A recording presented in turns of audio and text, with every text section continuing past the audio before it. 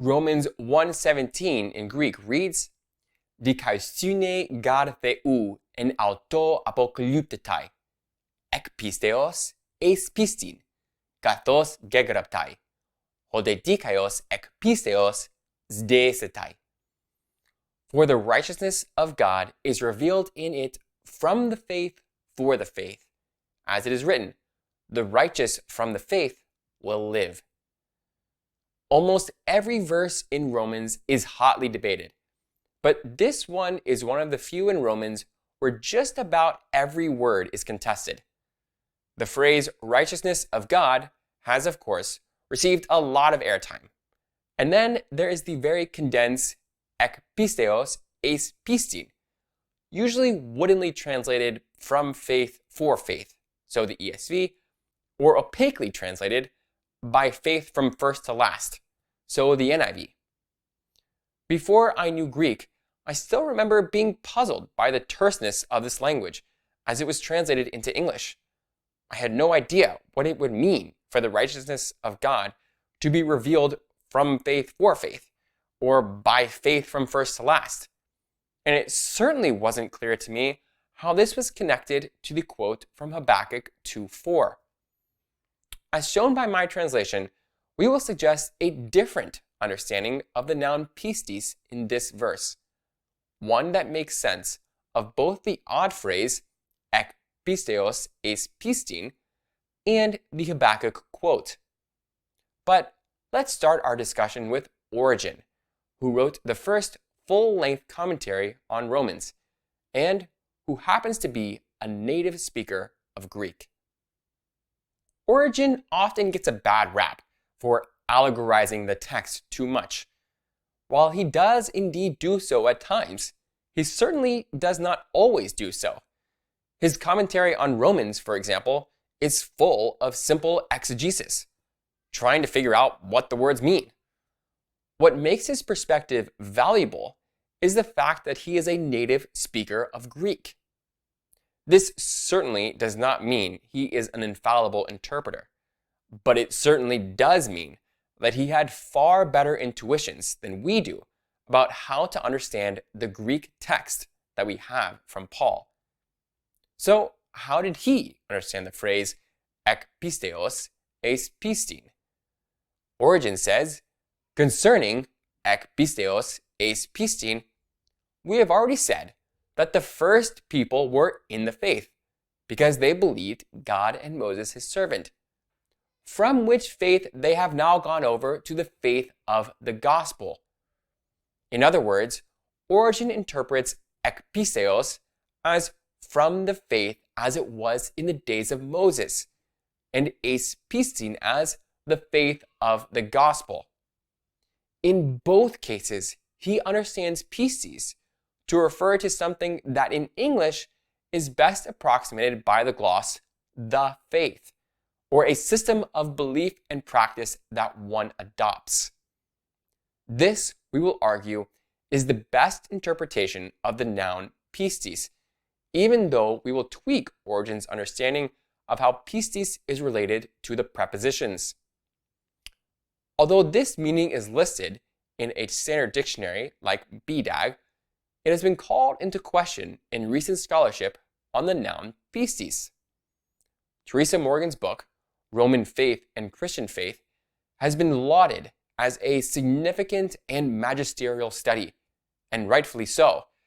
It is full of many valuable insights about how the word pistis was used in the ancient world.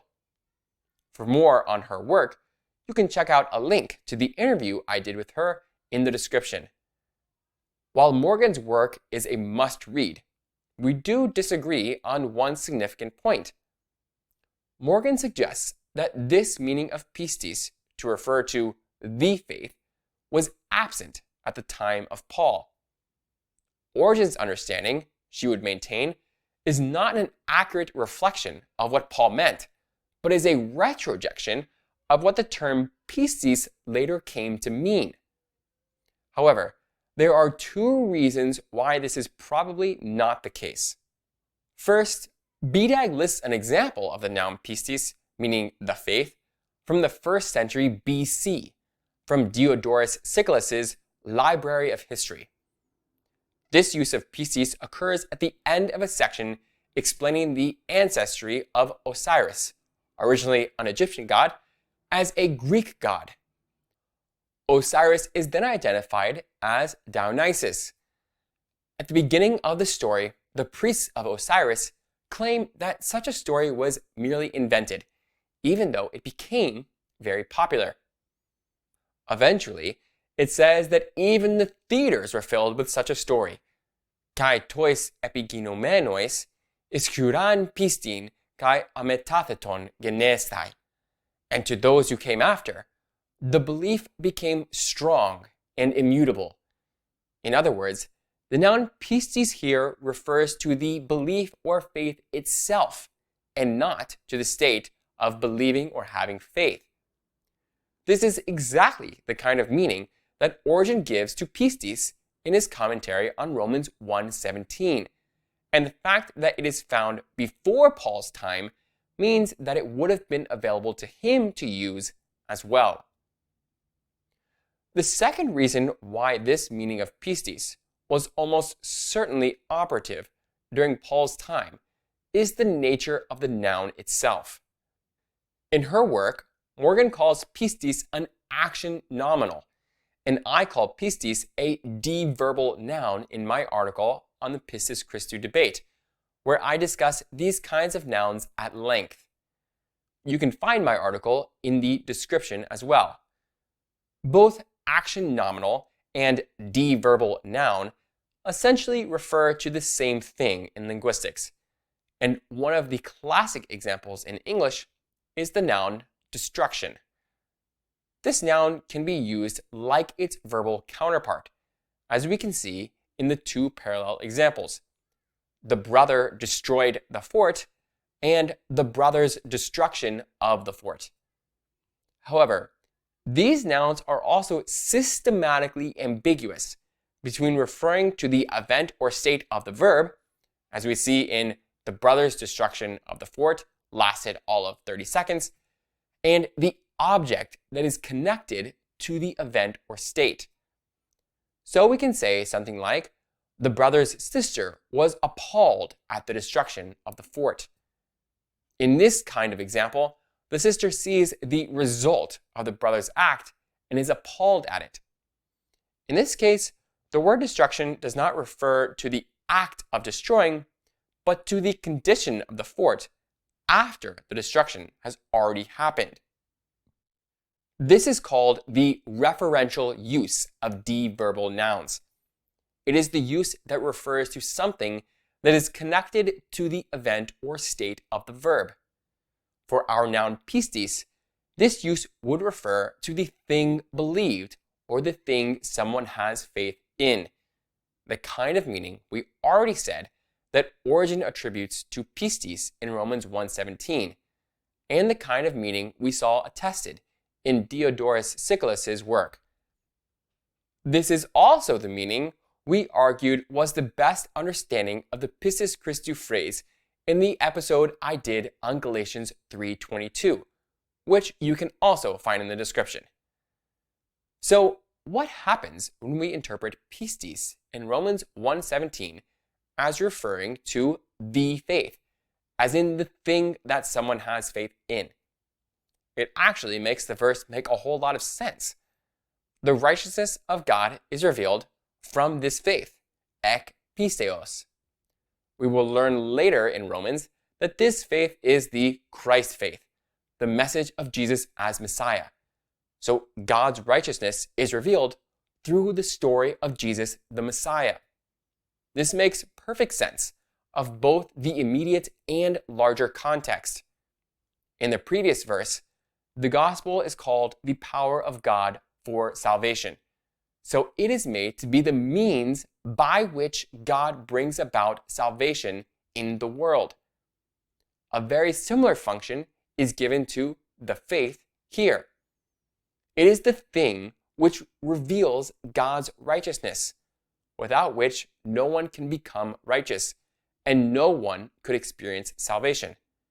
So the faith and the gospel play very similar roles in this context, suggesting that just as the power of God for salvation is revealed in the gospel, so the righteousness of God from the faith. Now, how do we understand the next phrase, πίστιν, for the faith? This is where the Habakkuk quote comes in. The quote from Habakkuk says, "The righteous one from the faith will live." So people are righteous by virtue of being a member of the Christ faith. That's what it means to say, "the righteous one from the faith," which is a scriptural proof text for saying that the righteousness of God was revealed from the faith. But how does will live fit in? This is, of course, the benefit that those righteous members of the Christ faith will receive. Just like the Messiah himself, they too will live. The phrase πίστιν, then, is best taken as for the faith or for the benefit of the faith, which Paul says is future life. So the righteousness of God is revealed from the Christ faith, pίστεως, for the benefit of the members of the Christ faith, πίστιν. This explains both parts of the Habakkuk quote. The righteous person is only righteous by being part of the faith, and in being a righteous member of the faith, he or she will obtain life. This not only gives a plausible meaning to the phrase πίστεως πίστιν in the context, it also explains the Habakkuk quote, which lays out both who is righteous and what the righteous person will gain from it.